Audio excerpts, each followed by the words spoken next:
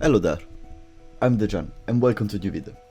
So today, as you can see already from the title, we are not talking fighting games. We are talking, well, two genres that are very dear to me. We are talking ELDEN Nightreign, which looks like it's going to be a combination of a Souls-like and a roguelite. Now, Souls-like is a hard-style RPG, a kind of hardcore, someone would say, even if it's no more considered hardcore by the more elitist, but it's still kind of a hard game. And a roguelite is, let's make it simple, is an arcade style game with a lot of RNG, random generated events happening, and basically every single game is gonna be different and every single game is gonna have a different build, given that you find items that make your build unique. Now, before you say, oh, you're a fighting game player, how can you comment this kind of things? Just to give you a bit of background, I have more than 1,000 hours on Souls-likes, and I have more than 1,000 hours on roguelikes. Specifically the Binding of Isaac, well, the Dark Souls, all the Dark Souls series. And this doesn't include the amount of stuff that I watched. So, if you're asking yourself, why should I listen to this guy that doesn't have 1 million subscribers? Well, these are my credentials. I can say I know a bit about the genres, and I haven't seen the overview yet. And I'm going to kind of look at it with you today. Please, one last thing before we start, I would like you to consider supporting the channel just by, pressing the subscribe button. It really would help me a lot. I'm trying to expand my channel into something that is more than just fighting games and making a bit more of a general gaming channel. With how the algorithm on YouTube works is a very difficult challenge. So, without no further ado, let's just jump into it.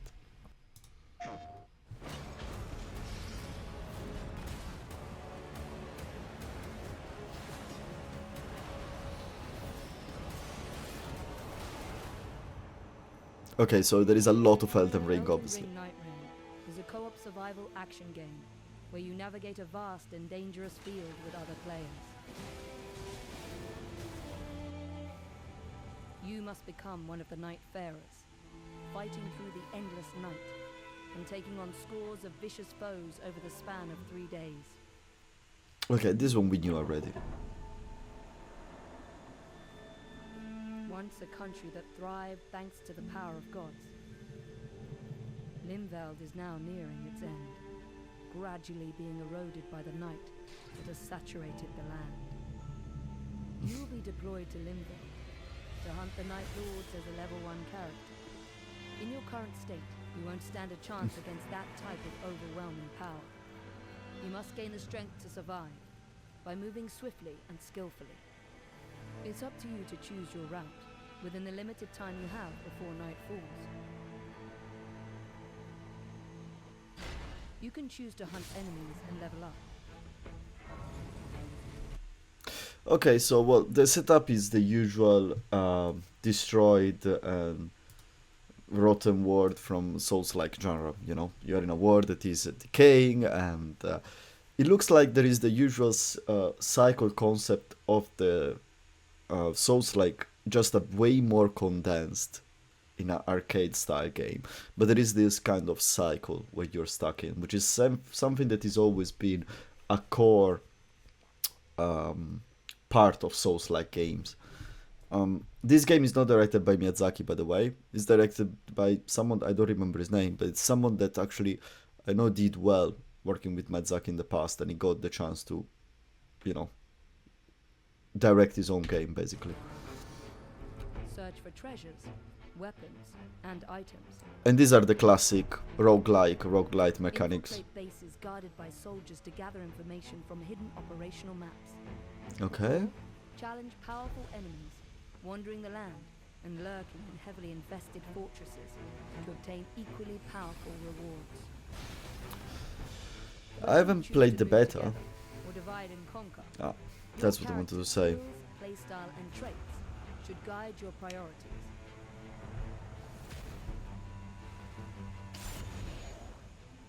The layout of Limveld will change each time you visit. With every expedition, bases, types of enemies, chest rewards, and other features of the field will fluctuate. Sometimes Okay. your exploration may be interrupted by enemy ambushes, Cool. or you may encounter unpredictable events, like sudden meteor strikes. Cool as well. You get Even more dramatic changes can also appear, like erupting volcanic craters bubbling with lava, or dark forests shrouded with corruption that rots anyone who dares explore it. In this constantly shifting world, you will face new choices as the battlefield evolves with each expedition. Evaluate every situation, use your skills to fight back, and survive through the night. so. It looks like they're winking at some level of procedurality. Not on the same level that Isaac, the Binding of Isaac, has, because that's just insane, or something like Hades. But they're implying there is some level of that, way more than from what we have seen from what was the closed beta test. And it's very interesting. It's very interesting. I'm very curious to see how much these events are gonna appear, are gonna happen throughout every game, because it feels like, yeah, sometimes it happens and then you basically see one individual event per game, like you see a meteor stack per game or something like this. Is like, it's already something, but in my opinion it's not enough. For me it's be more important to see, okay, in this run I got a meteor strike, uh, I got ambushed by a boss, and at the same time there was an instance like a fortress that wasn't here in the previous playthrough, and the next playthrough 3 other events happen. I know it sounds like a lot, and it may not be like this on release, but I really hope that's the kind of path the game is gonna go to. Because for these kind of games, the most important thing is the replayability that comes from being always different, ever shifting. As soon as this game is gonna start to feel repetitive, it's not gonna work anymore. That's the only problem that this game might have. The Binding of Isaac works. Why? Because even if you're still moving around and press 4 buttons to shoot and place bomb with L1 and use your spacebar item with R2 or spacebar, every run feels completely different. Every run feels completely different. Always. Always. That's the magic of Isaac. Now, getting the level of variety in a game like this is way more difficult because of the structure of the game being a third-person RPG style. But nailing that feeling on a level that, let's say, maybe Hades does to a certain extent, it's very important. It is the most important because they have a format that works. It's the Souls-like format with a more Bloodborne feeling / Sekiro, because it's way faster paced and everything. But given that for the roguelike part, to make it work, you really need this kind of always fresh experience every time I insert my coin and I press start. And it's very important.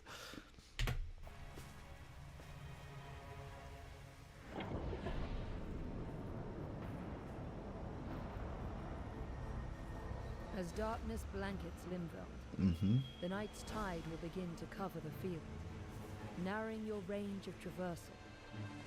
And as night falls, you will be driven towards an unavoidable confrontation. A harsh battle ensues as various powerful enemies arrive. Some of your allies may fall before their mighty attacks, but this isn't the end. Critically injured allies can rejoin the fight if you attack them using This is very skills cool. and weapons. You can also rescue them from afar, using tools like bows or magic. These battles are tough, but don't give up. Use all the powers you have gathered in Limveld to survive and overcome. They did very cool cinematics in gameplay cinematic style. And Night Fairs are the big bosses. No, these are the guys. To defeat the Night Lord. Each Nightfarer possesses Executor looks different cool. weapons and Looks unique cool. passive abilities, skills, and ultimate arts. Wilder, a knight proficient in a wide range of melee weapons. Can throw grappling hooks to pull enemies, or swiftly close distances. You can also launch explosive iron spikes that deal a powerful blow to any enemy. Okay. Guardian, a This is the warrior tank. equipped with a massive shield, excels in defense. Their skill Whirlwind can lift enemies off their feet and deflect arrows.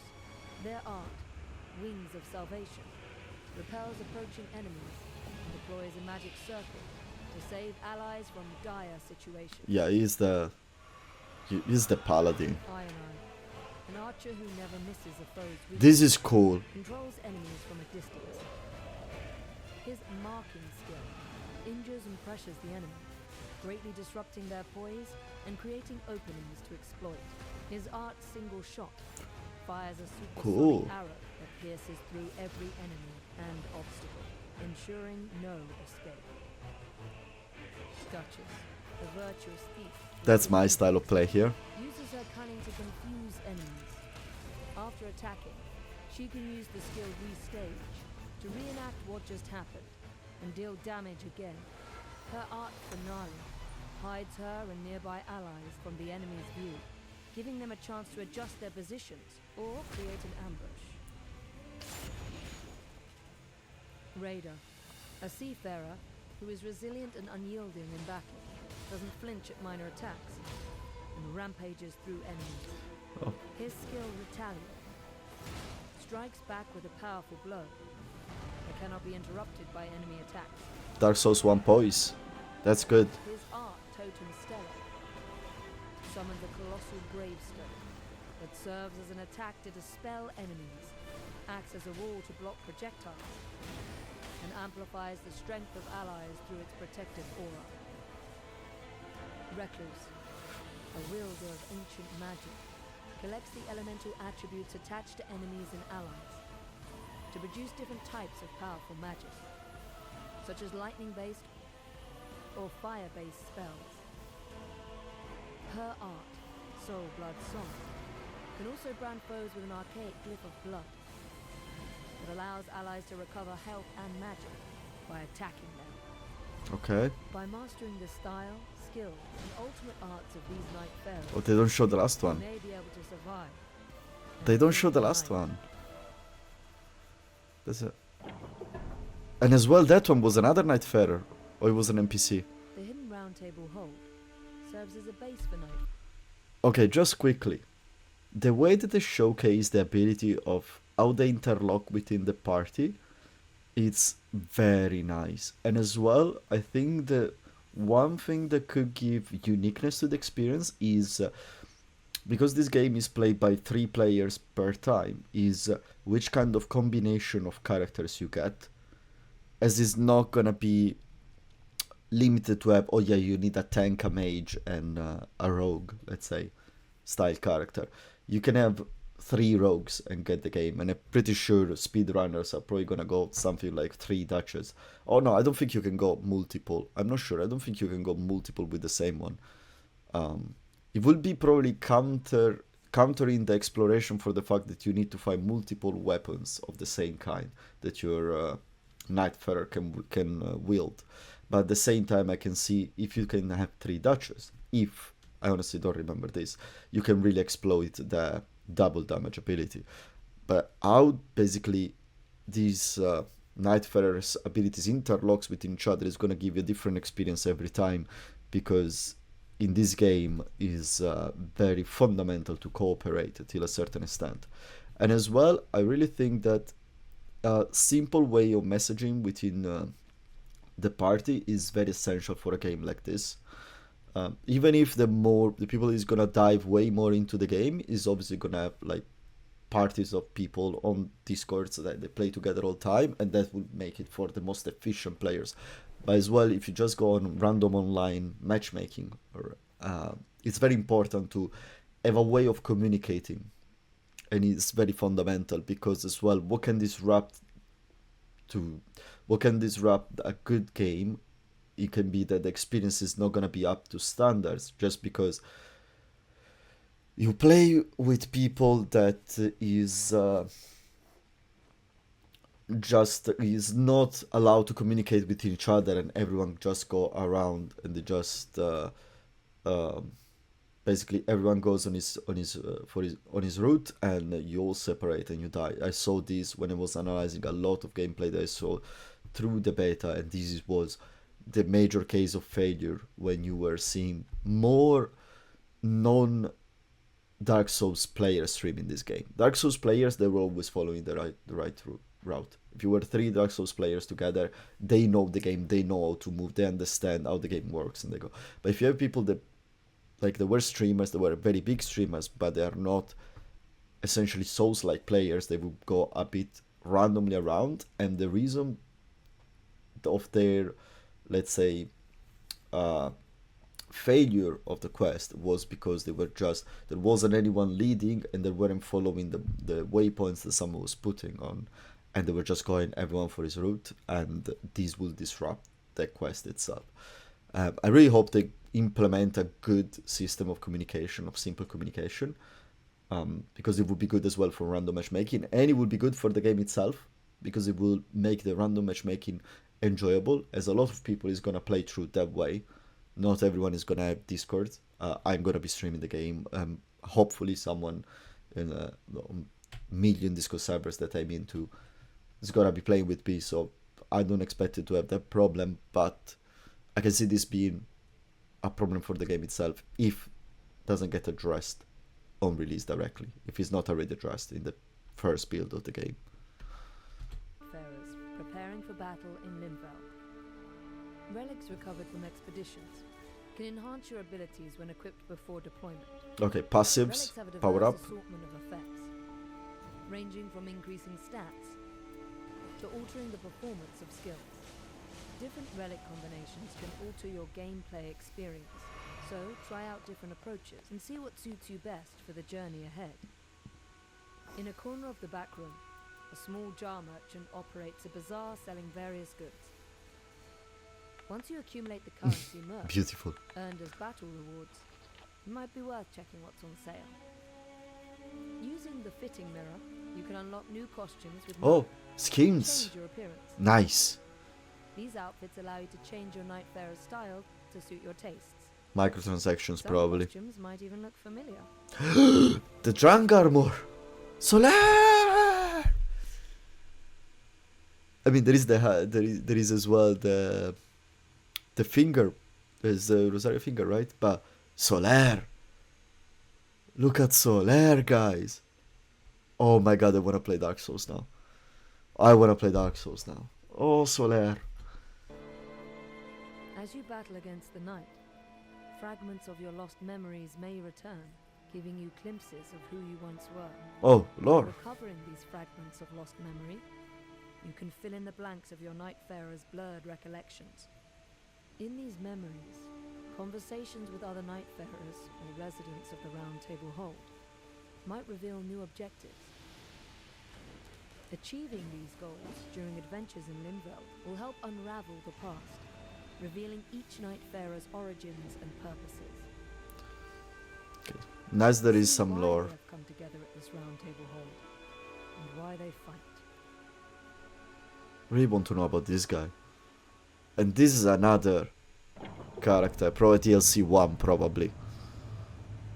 The Night Lords are the ultimate Bosses. threat, waiting for players on the third day in Limvel. The Nightfarers are the only warriors remaining who can stop them and save this land from total obliteration. Battling a Night Lord, a being that boasts overwhelming attack power and toughness, will be more challenging than anything faced in Limvel. However, there are ways to resist this threat. By carefully navigating Limvel, acquiring more powerful tools and weapons with attributes effective against each Night Lord, Beautiful. discovering relics, and growing as a fighter through experience and observation, Master. victory against the Night Lord will be within reach.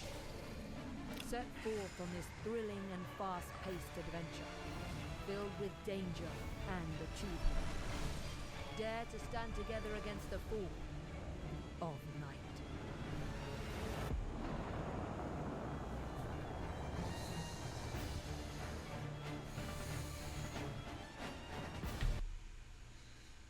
Wow. Wow. I am 8 night first card, so there are gonna be 8 characters on release. I am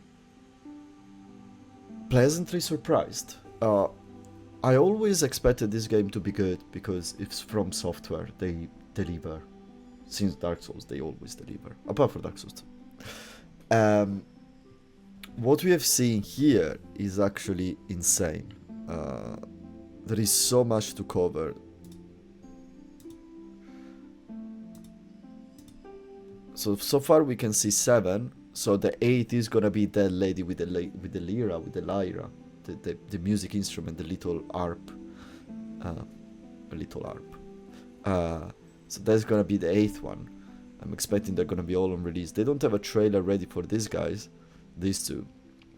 But first of all, the uniqueness of every single build is impressive. Especially, I'm very glad to see how they experimented towards things that you usually don't do, that are very uncommon into Souls-like builds.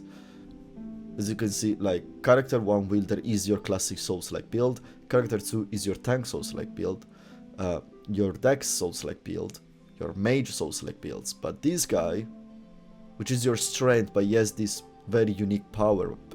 This guy flies around as well, so it's not your classic tank. This guy is a bow only.